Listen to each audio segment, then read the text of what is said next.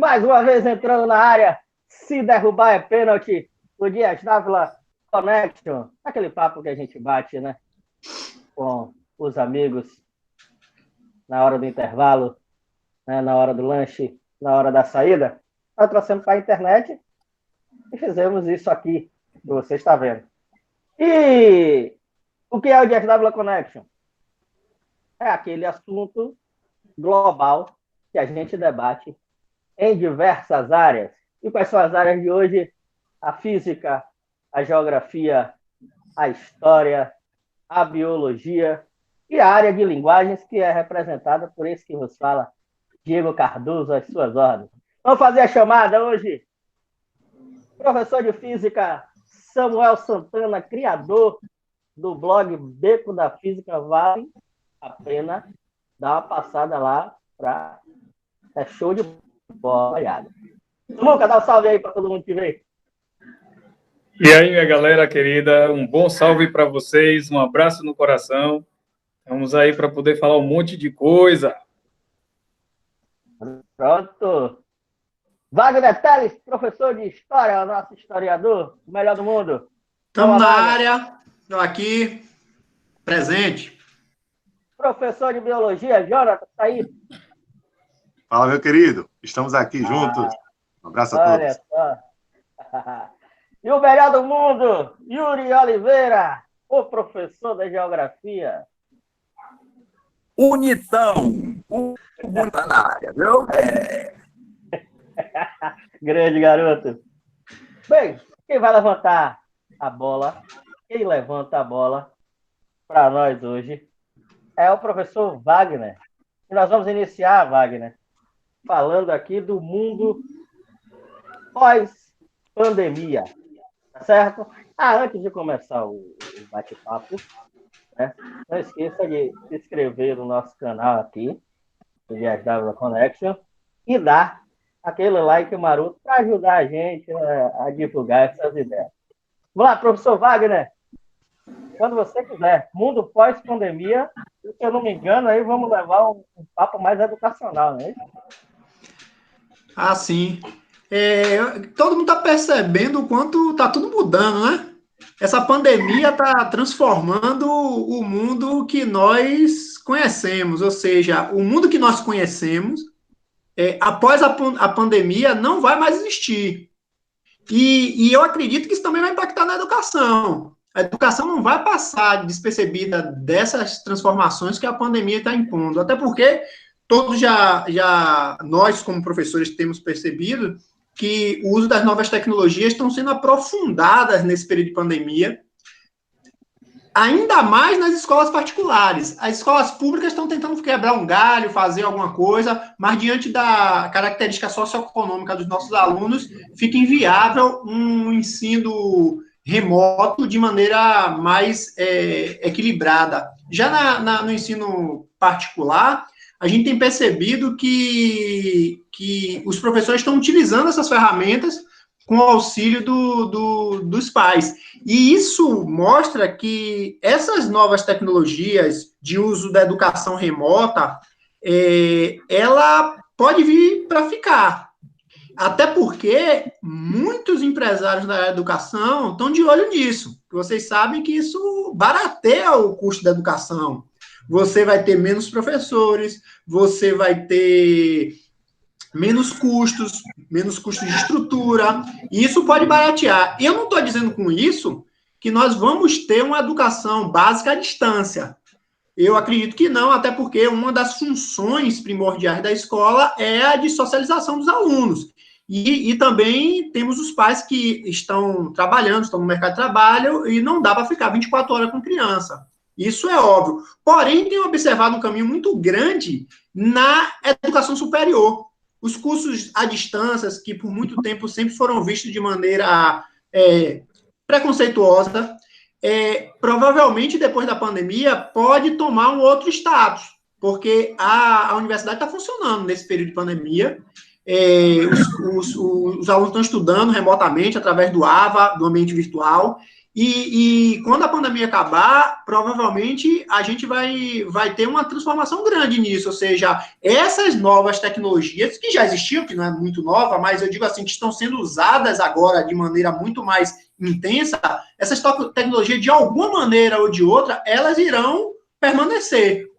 E eu ouso dizer que, mesmo na escola pública, os gestores públicos estão provavelmente pensando em algo pós-pandemia, até porque vocês sabem que a BNCC permite, se eu não estou enganado, 30% da carga horária em ensino à distância. Então, é possível que a pandemia agilize um processo que talvez demorasse mais tempo para acontecer. O que é que vocês pensam sobre isso? Na rede privada, eu vou lhe dizer o seguinte, eu concordo com você, funciona, mas na rede pública, meu velho, é complicado, porque a gente só tem praticamente 30% com esse acesso, com acesso à internet para levantar essa discussão. E aí, esse processo vai gerar uma discussão maior ainda. Se o aluno não tem nem livro para poder estudar, e o livro é entregue pela unidade de ensino, como é que vai ser, cara? Em alguns casos, aluno no noturno, por exemplo, do EJA, ele não tem nem livro para estudar. Como é que vai ficar? Ele vai conseguir acesso à internet como? É praticamente impossível. A gente já tem um processo de exclusão pesado por conta de dificuldade de acesso. Aqui neste município, a maioria das unidades municipais fecharam, certo? A gente só tem um número limitado, ou seja, fica distante. O aluno desiste de ir para a escola por conta dessa dificuldade de acesso. Se ele não tem acesso à estrutura física, você acha que ele vai ter acesso ao uso da tecnologia? Aí é dizer, não, aí fica mais fácil. Não fica, ele não sabe manobrar. O aluno do EJA, ele não sabe utilizar a tecnologia. Ele está reinserindo num processo de aprendizado. Está se reinserindo num processo de educação. O aluno, ele não sabe nem pesquisar na internet. Quanto mais participar de uma aula. E na rede pública, vendo não é um processo de também está vendo uma educação, tarefas remotas. Você passa uma tarefa para o aluno, mas você não tem como acompanhar. Porque tem professor da rede pública que não sabe utilizar esse recurso, pô. Aí qual é a consequência? Isso que a gente vai ver é exclusão. Tem uma coisa que a gente sempre bate na tecla, né? E aí o Wagner levantou essa bola e eu grifei aqui para fazer a pergunta. Quem quiser responder, pode responder, não vou direcionar. Sobre, mesmo essa educação sendo à distância ou presencial, né? No mundo pré-pandemia, durante a pandemia e no mundo pós-pandemia, a gente sabe aí, o Wagner mencionando as escolas particulares, né, e a internet, que é fundamental o auxílio dos pais, né? Então, assim, os pais, a gente está vendo aqui que o maior movimento é na escola particular, né, e os pais estão junto com os seus filhos fazendo as atividades online, né? Também não vamos dizer que o pai do aluno de escola pública não acompanha. Estou falando que o pai do aluno da escola particular tem hoje mais tecnologia disponível, até porque a própria escola particular fornece e o poder aquisitivo permite, não é? Deixa eu dar uma palavrinha aí, Diego. Sim, fale, pode falar. Isso que você está falando e complementando com o que o Yuri falou, a fala de Yuri foi perfeita. Essas tecnologias, ela em grande medida, ela intensifica as desigualdades. Por exemplo, nesse momento de pandemia, isso está muito claro, que a gente percebe que os alunos da escola particular, com todas as dificuldades, estão sendo acompanhados relativamente de perto. E aí você estava falando dos pais, por que na escola particular há uma probabilidade maior de acompanhamento dos pais, porque há uma estrutura, como você falou, tecnológica e também financeira econômica da classe média que tem condição de pagar a escola. E aí o que acontece? Há uma estrutura socioeconômica melhor para essas famílias, o que permite acompanhar os seus filhos. Ainda tem outra questão. Essas famílias de classe média, elas têm uma escolarização muito maior, o que lhe permite acompanhar as atividades de seus filhos. Quando você vai para o ensino público, não generalizando, obviamente, mas temos, infelizmente, uma parcela da população desescolarizada, e aí alguns desses são pais de alunos da escola pública. Como essa pessoa, já que ela não teve um ensino de qualidade no passado, ela pode auxiliar o seu filho que está na escola em um ensino remoto, além de ele não ter estrutura econômica, muitas das vezes, nesse momento de pandemia, ele está tendo que ir para a rua trabalhar, porque, em grande medida, uma parcela da classe média tem o privilégio de poder ficar em casa, enquanto as populações mais pobres está trabalhando de Uber, está trabalhando de entrega, serviço de entrega à distância, está trabalhando em vários setores da economia para poder manter aqueles que estão em quarentena em dia.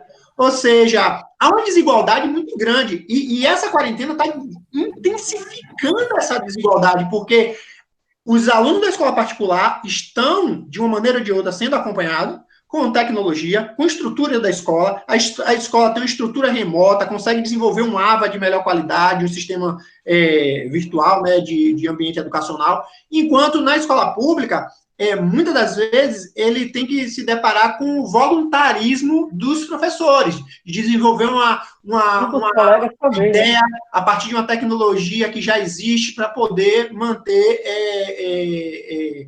as atividades remotamente com esses alunos. Exatamente. Wagner, você falou aí de desigualdade, né, será que a gente, nesse mundo pós-pandemia, nós não vamos colocar numa pauta essa questão da desigualdade, não? Será que depois de sofrer tudo que a gente está sofrendo e tudo que a gente ainda tem para sofrer, né? Porque não está sendo fácil, não vai ser fácil para o Brasil essa recuperação, né? A gente não vai colocar aí essa questão da empatia, né, associada aí com a desigualdade socioeconômica aí. Será que a gente não vai refletir mais sobre essas questões, ou a gente vai deixar tudo como está, né? Esse grande problema do país aí? Alguém quer responder ou é direcionado para mim? É com você mesmo, homem. Pronto, então eu falo.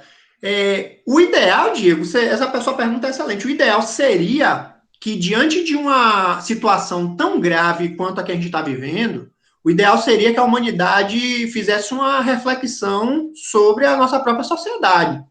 Ou seja, uma reflexão sobre a questão do meio ambiente, uma reflexão sobre a questão que está entrelaçada ao meio ambiente, que é a poluição, uma reflexão sobre o sistema de saúde, ou seja, uma sociedade que tenha pelo menos um sistema de saúde de qualidade para prover a sociedade como um todo, os mais pobres. Não seria mais interessante do que uma sociedade que fica todo mundo competindo entre si para ver quem é que tem mais, e enquanto isso os mais pobres ficam relegados a serviços de saúde e de educação de péssima qualidade? Era um momento para a gente estar refletindo isso. O problema é que essa reflexão talvez dure pouco. As pessoas estão vendo hoje em São Paulo lá, quem mora em São Paulo já observou o quanto o céu está lindo, com muito menos poluição. E elas estão observando, mas eu não acredito que quando voltarmos, essa reflexão dure por muito tempo, porque há especialistas até dizendo que há uma probabilidade muito grande que quando a gente voltar, logo em seguida, os níveis de poluição, o nível tudo que existia antes do capitalismo, volte numa velocidade muito grande para poder retomar o tempo perdido. E aí eu não consigo pensar, seria bom que nós refletimos, mas eu acho que essa sociedade que nós vivemos não vai conseguir refletir o tamanho e a necessidade que nós precisamos refletir sobre isso. Quando voltar, há uma possibilidade muito grande da gente voltar àquele mesmo pensamento egoísta, individualista de lá antes da pandemia. E isso é uma tragédia se isso acontecer, né? Ô Jonathan, Wagner falou aí do céu de São Paulo. Inclusive, Wagner, tem amigos meus que estão fotografando, eu vejo aí nos stories, nas redes sociais, e o pessoal está realmente admirado mesmo com o que essa ausência humana nas ruas está fazendo, o bem que ela está fazendo com o meio ambiente, né? Então, o pessoal de São Paulo que finalmente percebeu que no céu existem estrelas e que o céu é azul, né? E Salvador, o pessoal está admirando mais as praias. No fim de tarde em Salvador, as praias estão limpas, né? A gente aqui, que é daqui do litoral norte, do litoral da Bahia, a gente sabe que fim de tarde nas praias baianas é o mundo se acabando, né? Cheio de lixo e tal. Então, Jonathan, vi algumas reportagens, por exemplo, elefantes invadiram um vinhedo, uma plantação de uvas, né, e que se produzia vinho, bebeu todo o vinho, comeu todo o arroz, estavam felizes na vida, né? Tem fotos, depois eu posso mostrar, felizes da vida, maravilhados. Você vê no norte europeu, né, que cabras estão invadindo as ruas, aí, se eu não me engano, foi Escócia, e essa coisa toda, e me faz pensar uma coisa, meu professor de biologia. A gente está ausente das ruas, a gente está ausente do espaço físico, e a vida animal está se aproveitando disso, né? Vou citar mais outro exemplo aqui, os canais de Veneza estão, apesar de ainda estar poluídos, estão transparentes e tem peixes, né? Descobriram que existe peixe nos canais de Veneza. Então, a minha pergunta é, Jonathan, a gente realmente é necessário para esse mundo, né? No pós-pandemia aí, será que não seria uma boa jogada a gente pegar uma espaçonave e ir embora desse planeta e deixar tudo rolar aqui? A grande questão, Diego, é que primeiro a gente não tem nem para onde ir, não é?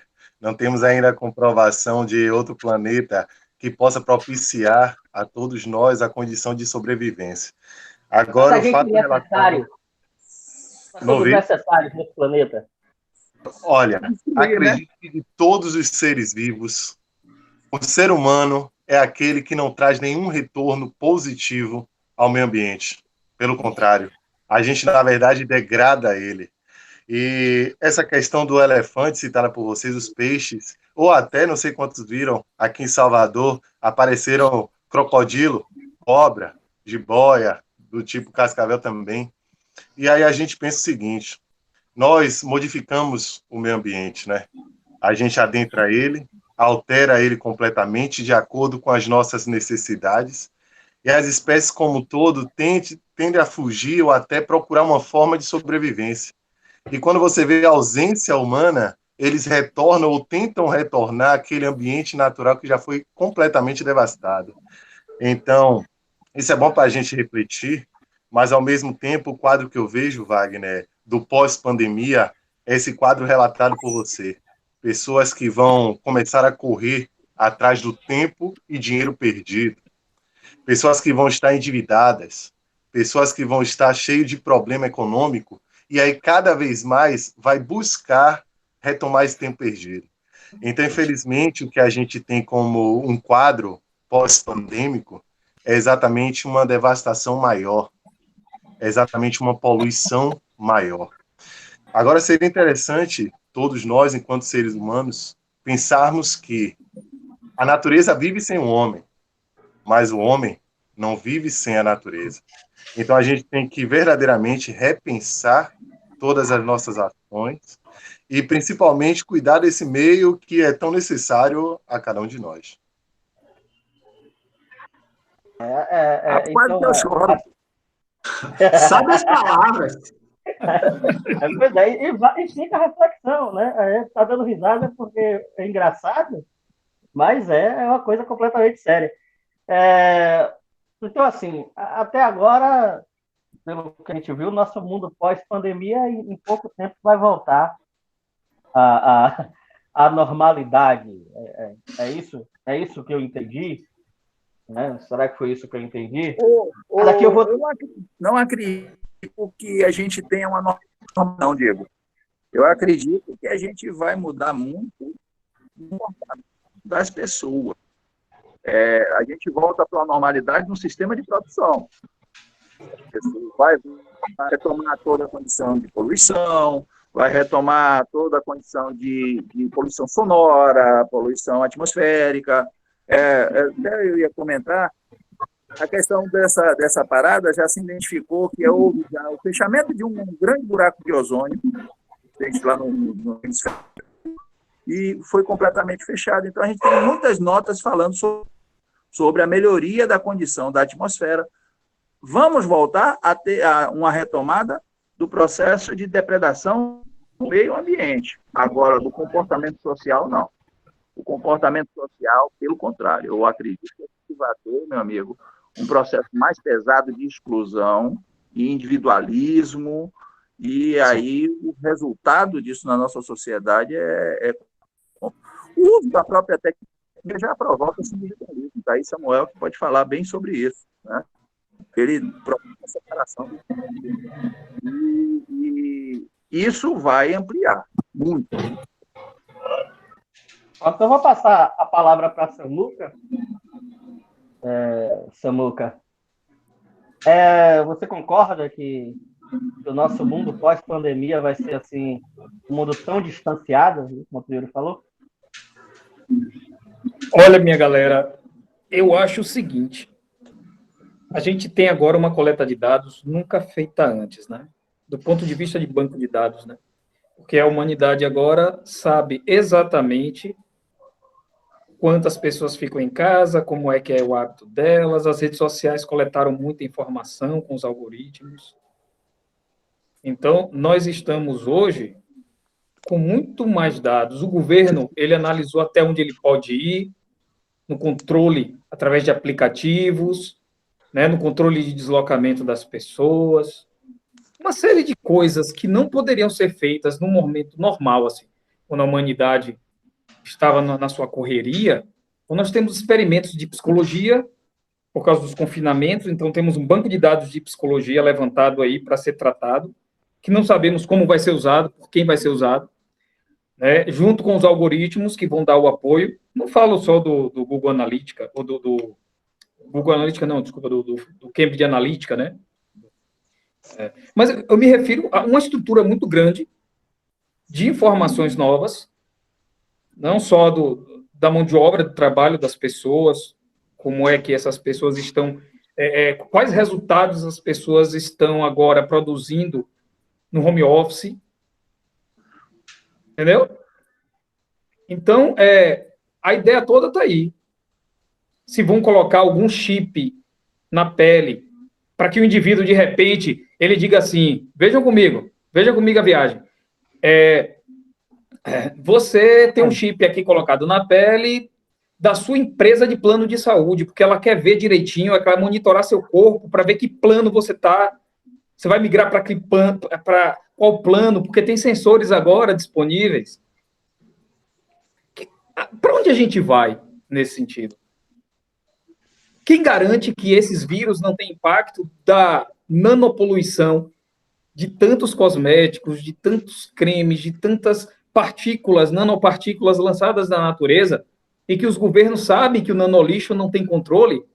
E se esses vírus, de alguma forma, tiverem feito alguma mutação, tiverem sofrido algo referente a nanopartículas e nanoestruturas, tem muita coisa para ser investigada daqui para frente.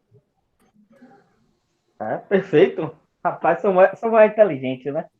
Vamos lá, vamos encerrar esse primeiro bloco, certo? Se você não assistiu o nosso debate anterior, né, vai lá, procura aí no Google uma análise sobre esse projeto aí, pandemia, né? Uma análise sobre a pandemia de coronavírus, tá assim. A gente vai colocar aqui, viu? Vamos colocar aqui, ó, o link para que você acesse o nosso papo anterior. E vamos fechar esse primeiro bloco, né? Dando tchau, obrigado pela sua audiência. Não se esquece, dá o like, né? Compartilha o vídeo, se inscreve aí no canal para dar uma ajudinha para a gente. Tá certo? Um beijo do Gordo e até a segunda parte desse mesmo debate. Tchau, tchau.